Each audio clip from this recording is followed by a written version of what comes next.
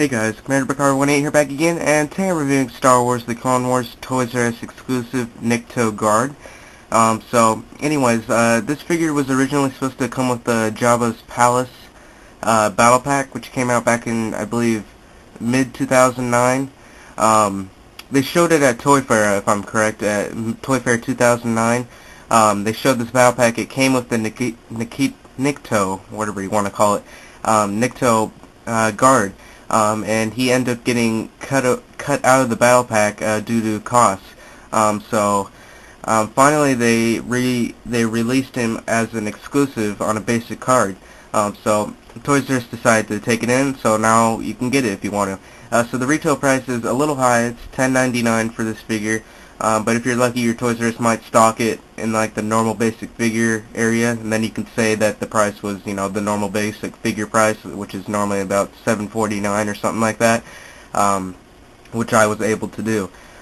So the figure itself is a completely new sculpt.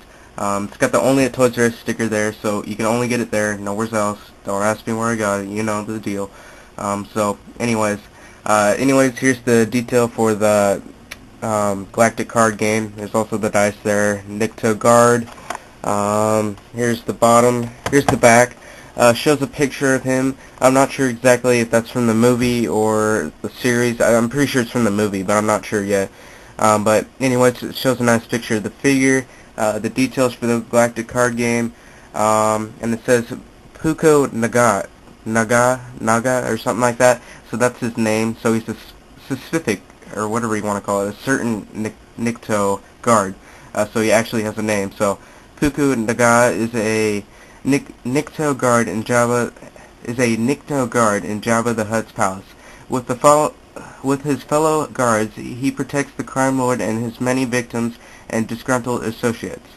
Thousands of years ago, the Nikto swore their allegiance to the Hutts, and they still carry out their pledge by working as guards, warriors, and henchmen for the Hutts. So that's a little backstory of why you always see the Niktos at the Jabba's palace. For example, the Clone Wars movie, Return of the Jedi, and all that stuff. You always see Niktos at Jabba's palace or on a sail barge or whatever. It's a little backstory for them there. So anyways, that's pretty much it for the box part of the view, and I'll see you guys in the next part.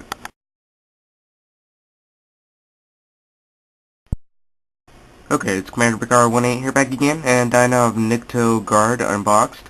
So I'll go over the accessories first. So just like all the Star Wars, Clone Wars, and Saga Legends figures, they both come with a dice and a stand now, so nothing really too special about those. Same thing goes with the card. All Saga Legends and Clone Wars figures have them now. It's got a little picture of him up there, and also the details for the game, and also on the back as well. So now onto the figure himself. Accessories he comes with is this brand new blaster rifle here. But I'm really disappointed about this because, as you can see, it just bends super easily. It's very flimsy. It's got a cheap feeling to it. It's like really soft plastic. So I'm kind of disappointed about that.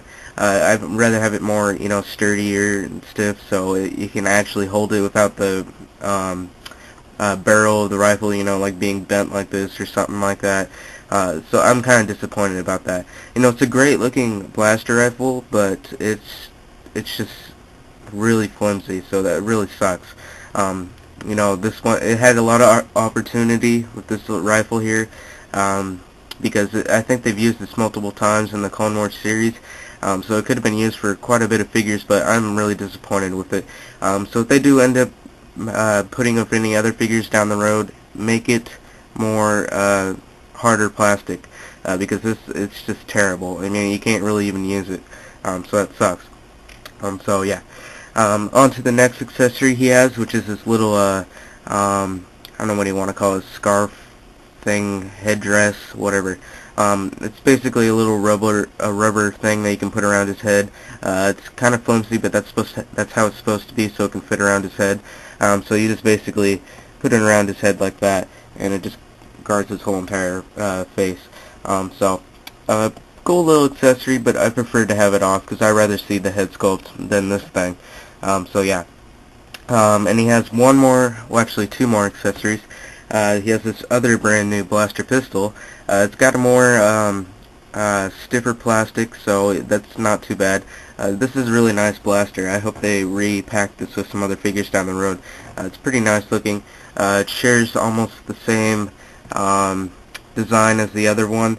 Just it's got a shorter barrel because it's a pistol, of course. So yeah, pretty cool little blaster. I like that one.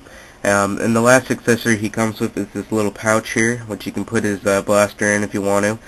So pretty cool. You can take it off if you want to, but it's rubber banded on there, so I just prefer just to keep it on there like that. So yeah. And also one little cool thing is on the little pouch right here, it's got the symbol that Jabba the Hutt has tattooed on his wrist. So I thought that was pretty cool. So yeah. So that's all the accessories he comes with. The figure himself is a completely new sculpt, but there's nothing really too special about him. You know, he's not really that amazing. You know, you can probably get away with this figure. You know, if you don't want it, you don't probably have to get it. But it's really nice. You know, it's a good thing that Hasbro's trying to get stuff out there that the collectors want. Such as this guy, he's a background character. That's what the collectors really want, is just background characters and stuff like that. But you know, this figure is very limited on articulation though, so that kind of sucks. I'll go over the articulation. So it's a ball jointed head, ball hinged shoulders, ball hinged elbows, swivel wrist, swivel waist, and swivel hips. So he has no leg articulation whatsoever, so that makes it hard for him to stand up. So that sucks. You know, I think they would at least added some extra articulation in there to try to get this figure to sell well. Because at this point, I don't think this figure is going to sell at a $10.99 price point, because in my opinion, it's not worth that price. And then when they added on less articulation and then a crappy blaster rifle, so you know, they kind of made it where it's going to be a peg warmer. So I don't think anybody's going to be in a really rush to find this figure. So if you do see it, it doesn't depend if you, you know, it doesn't really depend if you're going to pick it up right now or later, because they'll probably be sitting there for a long time. Since kids, I don't think they'll be really attracted to this figure that much, so that kind of sucks. But it still is a nice background character though. I've been waiting for it personally ever since I saw it in the battle pack, and then I was upset that it got cut out of the battle pack. But then they've been promising us for the past year and a half or so that they'll get it back out there, and they finally did. So thanks to Hasbro for getting it back out there. So, what am I gonna rate it? I'm gonna give it I'd say 4 out of 5. The only reason I'm giving him that is because he has limited articulation and his blaster rifle is just complete crap. But other than that, you know, it's a really nice figure. Got some good, decent detail, good amount of accessories. But the articulation, you know, it's kind of low on the downside. But it's still a nice, collector-friendly figure.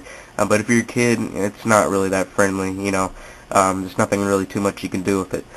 So anyways, that's pretty much it. Hope you guys enjoyed this review, and I'll see you guys in the next review.